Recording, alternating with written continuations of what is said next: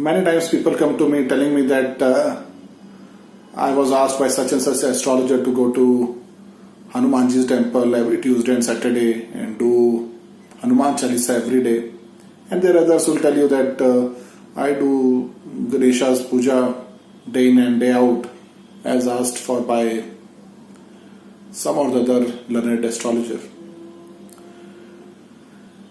And yet I am not getting the results. Why so? Well, the problem is not in going to the temple or that the gods are not being benevolent on you. The problem is in our understanding. When Ketu is debilitated or there is some problem, you are asked to pray to Ganesha. Now, what does Ganesha means actually? Many will tell you that he is Bhagwan Shiva and Ma Gauri's son, the god of divine wisdom. There is one story when Vedavyas wanted to put down Mahabharata in writing. He wanted somebody who could write such a long epic. And he went to Ganesha and told him that this is my desire, that you please write down whatever I am dictating. Ganesha said that okay, I'll do that. But you cannot stop. I cannot tolerate these interruptions. If you stop, I'm not going to write.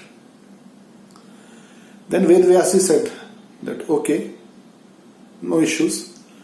But you only pen down, you will only write what you have understood. Once you have understood the meaning of my shloka, then you can pen it. So what does that mean? Ganesha had to understand everything before he could put it down in written word. And when a person is having debilitated Ketu,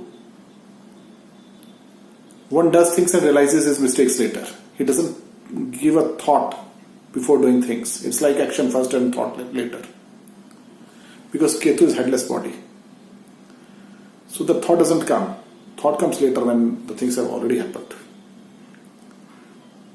So acting without thought is the issue with Ketu.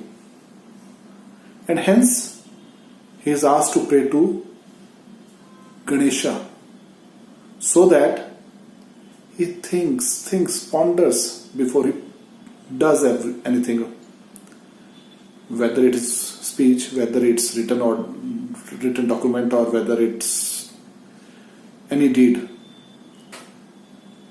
So Ganesha is the Lord of wisdom, that you'll think about the thing on which you are going to act. So any action, any word to be spoken, any word to be written has to be thought of before you speak. That's the essence of Ganesha. That you ponder about your own actions, you ponder about your speech, that you basically think before you act. That's Ganesha. By giving him a form, it is to remind you time and again when you sit before him, that the thing is, you have to ponder before you act. You have to think before you act. And if you do that, yes, then definitely Ketu would not harm. Because Ketu is mindless action. So, you went to the Ganesha temple or you did whatever was asked for, but you couldn't ponder this true meaning. That you have to think before you act. And you didn't do that. You went to the temple. You saw the Lord there. But you didn't think what he stands for. The God of divine wisdom, benevolence, everything. But he is also the God who only pens down once he has understood things. So you have to understand first, then act. That's the divine message.